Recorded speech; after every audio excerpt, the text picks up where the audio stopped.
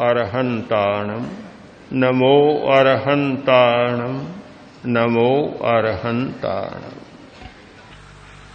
प्रेक्षा ध्यान का अभ्यास शुरू हुआ है। सहज ही आपके मन में प्रश्न होगा, ध्यान क्यों? प्रयत्न को छोड़कर अप्रयत्न क्यों? सक्रियता को छोड़कर निष्क्रियता क्यों? और चेष्टा को छोड़कर यह निश्चेष्टता क्यों? बड़ी कठिनाई से पुरुषार्थी होता है आदमी, बहुत आलसी होता है, मुश्किल से वह पुरुषार्थी होता है, उसका पराक्रम जागता है, प्रयत्न करता है। दुनिया में प्रयत्न करने वालों की अपेक्षा अप्रयत्न करने वाले बहुत हैं। श्रम करने वालों की अपेक्षा श्रम नहीं करने वाले आलसी और अकर्मण्य बहुत हैं। फिर हम लोग एक ध्यान का बहाना कर क्यों अकर्मण्यता की दिशा में जा रहे हैं? क्यों प्रयत्न को छोड़कर अप्रयत्न हो रहे हैं? सहज ही मन में प्रश्न उठेगा। स्वाभाविक है, बहुत स्वाभाविक है। यदि हम प्रयत्न और अप्रयत्न को ठीक से समझ ले तो समाधान होगा, और समझने में थोड़ी भ्रांति हुई तो ध्यान के प्रति भी हम भ्रांत हो जाएंगे। प्रयत्न है जीवन की यात्रा को चलाने के लिए। हमारा पराक्रम या श्रम है, कर्म है, जीवन की इस नैया को खेने के लिए, श्वास की मर्यादा को निभाने के लिए। किंतु अप्रयत्न है, वह है जीवन की सच्चाई को पाने के लिए। कर्म जीवन यात्रा के लिए और अकर्म जीवन की सच्चाई को पाने के लिए। प्रवृत्ति जीवन की यात्रा के लिए और अप्रवृत्ति या निवृत्ति जीवन के सत्य को उपलब्ध करने के लिए। जो लोग केवल कर्म करते हैं वे जीवन की यात्रा को चला सकते हैं, किंतु जीवन की सच्चाई को कभी उपलब्ध नहीं हो सकते। अप्रयत्न करने वाले प्रयत्न को नहीं छोड़ते, ध्यान करने वाले कर्म को नहीं छोड़ते, किंतु केवल कर्म करने वाले ध्यान को छोड़ देते हैं। जो व्यक्ति जीवन की सच्चाई को पाने के लिए अपनी यात्रा शुरू करता है, वह जीवन की यात्रा को चलाने के लिए कर्म भी करता है।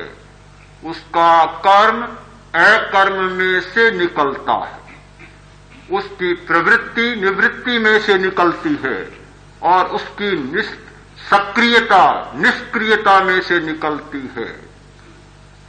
जो कर्म अकर्म में से निकलता है वह बहुत पवित्र होता है और शक्तिशाली होता है।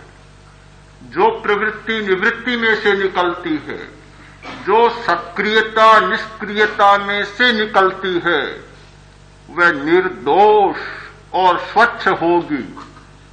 कर्म में सारे दोष इसीलिए आए हैं कि वे कर्म में से कर्म निकल रहे हैं, प्रवृत्ति में से प्रवृत्तियां निकल रही हैं, और जब प्रवृत्ति में से प्रवृत्ति निकलती है, कर्म में से कर्म निकलता है, तो हम केवल कर्ममय बन जाते हैं। फिर हमारे लिए कर्म साध्य बन जाता है, साधन नहीं रहता। कर्म साधन है, हमारे जीवन का साध्य नहीं है। प्रवृत्ति हमारा साधन है जीवन यात्रा का, किंतु साध्य नहीं है।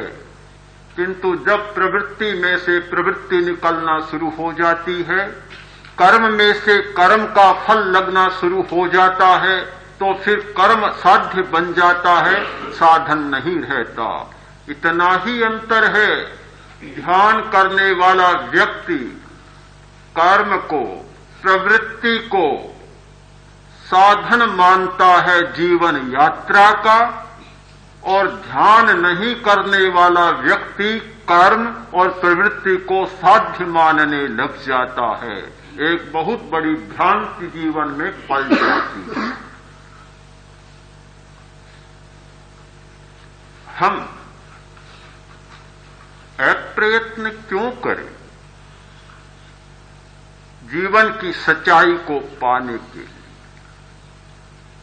आज ये बहुत आवश्यक हो गया, और वैज्ञानिक युग होने के कारण बहुत आवश्यक हो गया। वैज्ञानिक युग में पदार्थ पर बहुत खोजें हुई और हो रही है।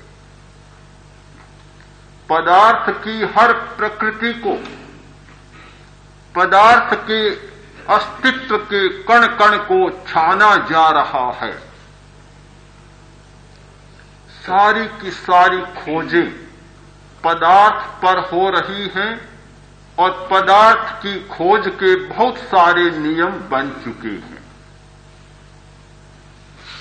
इस वैज्ञानिक खोज के बाद एक जो धारणा बनी, बहुत साफ बनी, कि पदार्थ है, ज्ञेय है, विषय है, किंतु पदार्थ से परे कोई ज्ञाता नहीं है, ज्ञाता नहीं है, विषयी नहीं है। विषय और विषयी, ज्ञेय और ज्ञाता, पदार्थ और पदार्थातीत सत्ता, ये जो दो बातें होती है, वैज्ञानिक खोजों के बाद ऐसी स्पष्ट धारणा बन गई कि केवल पदार्थ है, परमाणु है, परमाणुओं के स्कंद हैं, किंतु उनसे परे कोई स्वतंत्र चेतना नाम की सत्ता नहीं है, स्वतंत्र ज्ञाता का कोई अस्तित्व नहीं है। आज पदार्थ इतना प्रधान बन गया कि मनुष्य का अस्तित्व उसके सामने विलीन होता जा रहा है। मनुष्य गौण हो गया, पर्दे के पीछे चला गया, और पदार्थ सिंहासन पर आसीन हो गया, और मुख्य पात्र आज के संसार का बन गया। सही बात, ऐसा होना स्वाभाविक है, क्योंकि वैज्ञानिक खोज कर रहे हैं उपकरणों के माध्यम से, यंत्रों के माध्यम से, या भौतिक साधनों के माध्यम से। जो व्यक्ति साधनों के माध्यम से खोज करेगा, वह पदार्थ तक ही पहुंच पाएगा, आत्मा तक कभी नहीं पहुंच सकता। ये आत्मा तक पहुंचने का साधन ही नहीं है, क्योंकि जितने भी साधन हैं वे यांत्रिक हैं, भौतिक हैं, पौद्गलिक हैं, और पौद्गलिक साधन के द्वारा पौद्गलिक सत्ता को ही जाना जा सकता है, आत्मिक सत्ता को नहीं जाना जा सकता। पौद्गलिक सत्ता को जानने के जितने नियम वैज्ञानिकों ने बनाए हैं, और जो नियम काम में लिए जा रहे हैं, वे पदार्थ की व्याख्या कर सकते हैं, किंतु किसी चेतन सत्ता की व्याख्या नहीं कर सकते, और चेतन सत्ता उनका विषय भी नहीं बनती। इसीलिए चेतन सत्ता का अस्वीकार वैज्ञानिक जगत में हुआ है, और उस अस्वीकार के कारण आज हमें ध्यान की उपयोगिता मात्र इतनी ही लगती है कि तनाव को कम करे, कुछ शारीरिक स्थितियों को ठीक करे, बस ध्यान की उपयोगिता समाप्त। किंतु हमने जो ध्यान शुरू किया है, केवल तनाव को कम करने के लिए शुरू नहीं किया है। मैं मानता हूं कि ध्यान से तनाव भी कम होता है, स्नायुविक तनाव, मानसिक तनाव और भावनात्मक तनाव, इमोशनल टेंशन, मेंटल टेंशन, और फिजिकल टेंशन, ये सारे तनाव हमारे समाप्त होते हैं। ध्यान के द्वारा स्वास्थ्य में परिष्कार होता है, सुधार होता है। हाई ब्लड प्रेशर में भी सुधार होता है, रक्तचाप संतुलित हो जाता है। किंतु केवल रक्तचाप को संतुलित करने के लिए, केवल बीमारियों को मिटाने के लिए, स्वास्थ्य को ठीक करने के लिए, तनाव को समाप्त करने के लिए ही ध्यान हो तो हमारी ध्यान की यात्रा बहुत छोटी होगी और ध्यान हमारे लिए एकमात्र शरीर की स्थिति को स्पष्ट करने का और स्वस्थ करने का साधन मात्र होगा। इससे ज्यादा ध्यान को कोई मूल्य नहीं दिया जा सकता।